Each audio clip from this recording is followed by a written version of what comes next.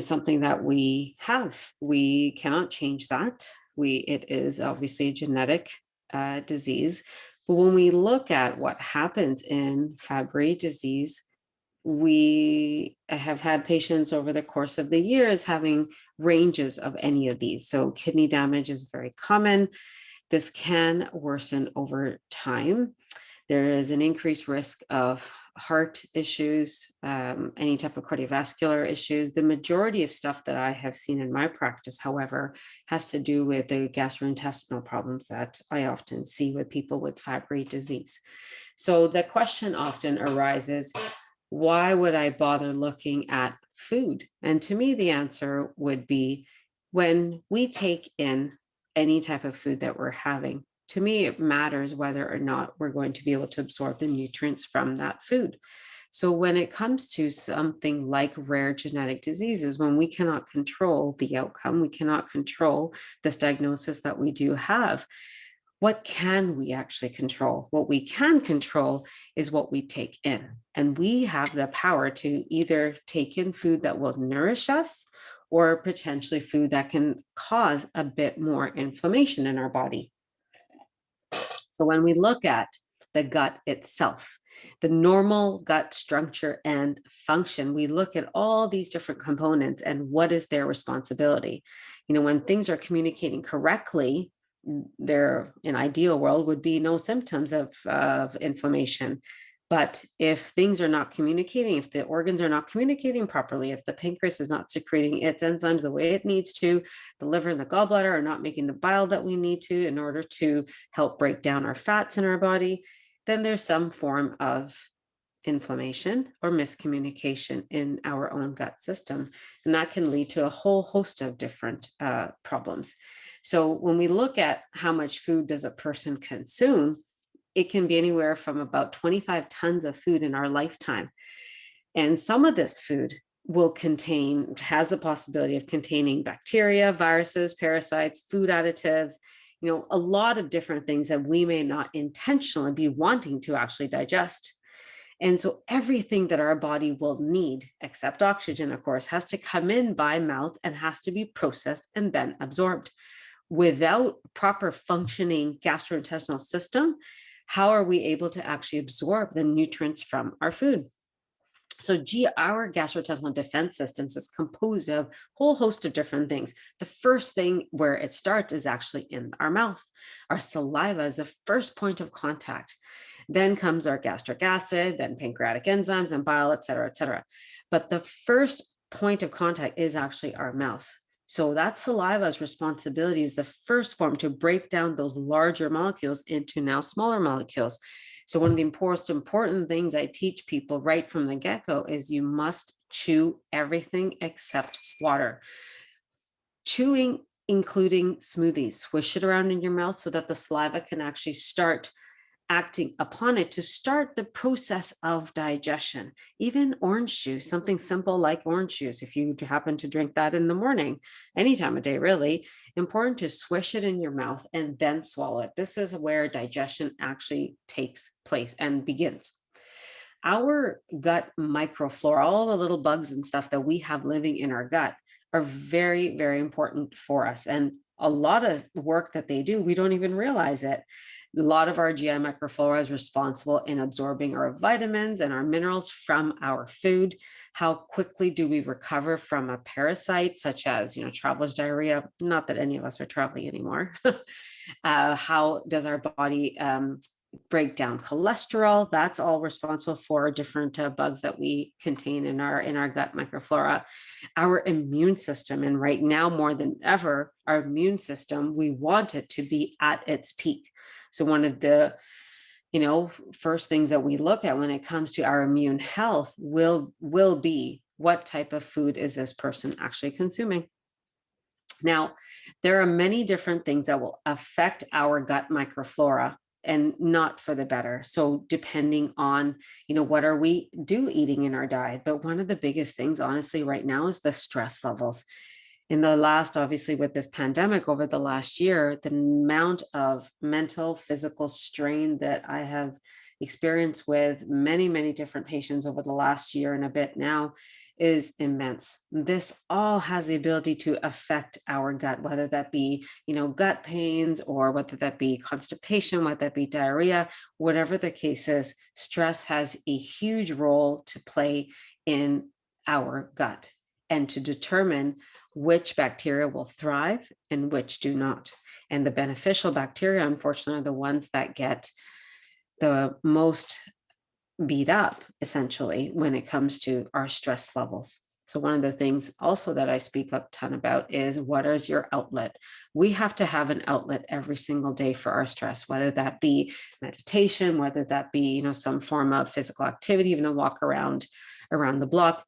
Now, I must say that when it comes to meditation, I don't mean sitting down for 20 minutes or 30 minutes. That is, for some people, a huge possibility. I myself have 3 kids at home, and for me to sit down for 30 minutes is pretty much impossible. So when I'm talking about meditation, I'm talking more about the sense of walking meditation. So in my day-to-day activity, whether that be you're washing dishes, whether that be you are folding the laundry, in your normal daily activity, you can actually make that meditative. Just doing that alone helps alleviate a little bit of that psychological stress that we're all experiencing. That in turn will then start to benefit our gut microflora. So like I was saying, stress itself has a huge response in our factors in our gut, our immune system itself. So what we really need at this time of year, especially right now, we need to ensure that our gut inflammation is at its lowest. So when we are under an absorbent amount of stress, we will actually downregulate our immune producing capability. Our T lymphocytes will drop, our B lymphocytes will drop, all of that ends up dropping. When that drops, what happens is we now become that much more susceptible to toxins, to antigens, to infectious agents that we don't intend on welcoming in our body. So one of the things really important for us to figure out is, for each individual, is, what can I do to help my stress levels? Now, sleep is a huge predictor of mortality and cardiovascular health. The Lancet had put out an incredible article back in 2018 about how people with poor sleep were 10 times more likely to actually experience a cardiovascular event. Now, that was pretty scary, because not even a year after that, I read that article, my poor father actually had a heart attack. He's okay today, thank goodness. But sleep is absolutely critical. So let's take a look at what actually happens with sleep. When technically we're supposed to go to sleep at night, our cortisol levels are what are supposed to go down. Now, as we're resting and we're preparing at night, and as that cortisol level is decreasing, what we'll see is growth hormone will increase at night. Now, if we're someone that cannot sleep at night, which means we're not reducing our cortisol levels at all, what ends up happening? Our growth hormone levels come down. So growth hormone is critical when it comes to our immune system, our body repair mechanism. If you're somebody struggling with a cold or a flu or whatever the case is, why is it that our body tends to want to sleep all the time? That's to repair and recover. So if you think of the average person, if we're not sleeping very well at night, or if we're constantly getting up, or the inability to either fall asleep or stay asleep, all those are going to have huge roles to play in how our body will actually function. So when it comes to imbalances in the gut, there's a whole host of different types of symptoms that we might potentially experience. And sadly, these are so vague that everybody will experience them at one point or another. We have, stress levels that are just through the roof right now. We're not able to see our family or our friends, or, do what you would normally do. One of my kids' outlets always was basketball, and unfortunately he's not able to play that right now, and so that has been a huge downfall. So he's been experiencing brain fog. But is it because something else going on, the stress, or is there something else that we have to look at? Right, so we really have to look at, when it comes to different symptoms, what is the actual cause of this. So I get asked a lot about, what is it that I actually should be eating, what is actually beneficial to me or not. So in the Fabry community, I speak a lot about the different grains that are out there. Dairy, is that actually beneficial? Is it not beneficial? Different types of sugars that are out there. And I often get asked, is fruit okay? Is fruit not okay? So we're going to go through some of that right now. One of the things to be mindful of in Fabry disease is our muscle damage. And what can happen is we can actually have abnormal deposition of fat in the liver. That's known as non-alcoholic fatty liver disease or non-alcoholic steatotic hepatitis, which means that it's not alcohol induced, but it's actually a damage that has happened in our blood. So we tend to have a form of a genetic predisposition to having this type of damage, and this is often caused by a choline deficiency. So choline is the backbone of our nervous system. And this is our major hub of our neurotransmitter called acetylcholine. There are lots of different food sources for choline out there. So eggs, the whole egg is what I'm referring to. So the yellow as well as the white. To me, eggs are beautiful, a perfect protein. When you have the yellow that's now with the white part of the egg, that's a complete protein. But when we separate it, that's no longer complete. And that's when we actually become more choline deficient. So one of the best ways to eat eggs, if you're okay with it, is to either cook them soft-boiled or easy over. To keep that yellow runny will allow you to absorb the choline and the biotin a lot more effectively in your body. Grass-fed beef is a great option as well. Your organic chicken, fresh fish. I'm on the West Coast, so we have beautiful salmon out here. So depending where you live, what's accessible to you, and all the cruciferous vegetables. So the hardier ones like the Brussels sprouts, the cabbages, the broccoli, the kohlrabi, all those beautiful, tougher vegetables have immense amount of choline, and then as well do peanuts. So I often get asked about probiotics as well. Is probiotics something I should be having? Is this something I'm not? There is actually a ton of different fruits that actually contain our natural probiotics. So one of my favorite things to actually incorporate is actually sauerkraut. If you're okay with sauerkraut and you don't mind the taste of it, having 1 or 2 tablespoons a day will allow your own body to be able to create its own gut bacteria so that the need for extra probiotics is essentially not even going to be there. Now, there's also a class of foods called prebiotic fibers. Prebiotic meaning that they will feed the good bacteria that we need in order to create more of the different bacteria. So garlic, chicory root, dandelion greens, jicama. If you've never had jicama, it's similar to, it's often called here Mexican potato. You can cut it up and add it into salads. It's very crunchy. I wouldn't even know how to describe that flavor. It's a very different type of flavor. It's not sharp like a radish, but it's almost like fennelly, I guess. Actually, that's not right either. Jicama is something that is as a starchy vegetable, and it's can often be used as a taco, or you can chop it up. And we usually often just add it to salads as an extra crunch. But it's a lovely, lovely food. Now, gluten is a funny one. When it comes to Fabry disease, what I have noticed over the years is gluten itself, for a lot of people, is not harmful, but it's the impact of processed gluten that can be impactful. So before we actually had grains, we would eat a lot of vegetable seeds and fat. So gluten came from Latin glute. And for some people, what I've seen is it can actually trigger an immune overreaction. And what can then happen is with this, beautiful breads and what have you that we have, we will tend to then increase our appetite. The other thing we want to be mindful of is if you have any type of thyroid insufficiency or if your thyroid is underactive, gluten has a very similar protein that resembles our thyroid protein. So people that have a thyroid issue like Hashimoto's or something, if you actually reduce your gluten, you can actually help to repair your thyroid conversion and have that be more effective. So they're very easy little swaps that you can do when you're making burgers or sandwiches. We often use romaine lettuce in the house, or we do a lot of sweet potatoes. And I often will cut sweet potatoes almost like a bread piece, and you just bake it in the oven or pan fry it and use that as a bottom of a burger. And then there's lots of kelp noodles, roasted seaweed. So lots of different options that we can do when we're trying to replace that gluten. Now, dairy is a very tricky one. Dairy has this addiction profile that has been shown in many, many different studies over the years. Now, the thing with dairy is that the goal of this was to the goal of essentially what is cow milk is to get that, 75-pound baby into a 500-pound adult. Now, if you look at the amino acid profile of dairy, the casein protein that's in there is about 7 times higher than human breast milk, which means that it will really, really help to increase body weight.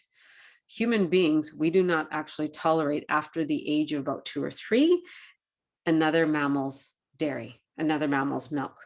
So dairy is one of probably the toughest one to try to replace in our diet. But one thing you can try to do though, is to try a little bit of goat cheese or even some sheep's cheese. All that is, a much better option for us. And the amount of casein in sheep and goat is typically about 3 times higher versus the 7 times higher than in human breast milk. Now, one of the things to be mindful of too when it comes to dairy is the casein that is found in it has been shown to increase insulin levels. So if you are a type 2 diabetic, or if you're borderline, have some type of metabolic syndrome, dairy is something that we do need to be mindful of to ensure that it doesn't actually increase our insulin levels. And people often get concerned with the amount of calcium in their food. So lots of different options. The salmon has tons of calcium, sardines, turnip greens, almonds, bok choy, and sweet potatoes actually have also a substantial amount of calcium. So if you eat 3 to 5 sweet potatoes a week, you will get your calcium allotment for the week. Now, fruit is a tricky one. So insulin is how you derive energy from our food. Now, insulin has a cousin named leptin. Leptin tells us when we're satisfied. So oftentimes what happens is if we eat a meal, like your lunch or your dinner, and then, oftentimes, sometimes we crave that something a little bit sweet. When you crave that sweet tooth after, that actually is an indication to you that leptin may not be working effectively. Sugar is probably one of the hardest things to actually quit. And when it comes to fruit, when we're first transitioning from eliminating sugar, which is very, very inflammatory in our diet, if you really look at our history, sugar was never part of the plan. It should have been only good, healthy carbohydrates, good proteins and good amounts of fats. Sugar came in because of demand. There's no other way to put it. We have these sugary drinks, we have these, cakes and pastries and these wonderful bakeries that I'm surrounded with here where I live. And it is not easy. There's always a celebration, and often how do we celebrate is through some type of sweet fruit. Somebody has a graduation or birthday, what have you, it's typically a dessert of some sort. Now, when it comes to trying to eliminate sugar from our everyday eating, fruit is absolutely okay. What you want to look for is, obviously depends at the time of year. So we're now in the spring going into our summer months here where I live on the West Coast. So we're going to be getting a lot more fresh fruits that are readily available. Ideally, you want to have what is available to you in that season. And sometimes that's not possible. To get strawberries in December is really not that normal, right? But now that we're in April, heading into May and June, if you want to have some fruit, absolutely. One thing I often suggest, if you are having a nice big bowl of cherries or, blackberries or whatever the fruit that you are, interested in having, have some healthy fat with it. That will actually help you to stabilize your blood sugar. That includes things such as almonds, walnuts, pecans, sunflower seeds, any of those good healthy fats. And that helps you stabilize that sugar so that that nice big bowl of grapes or that banana, whatever it is that you're having, won't have such a huge glycemic load on you for later. And with that, I thank you all. We'll do our questions now.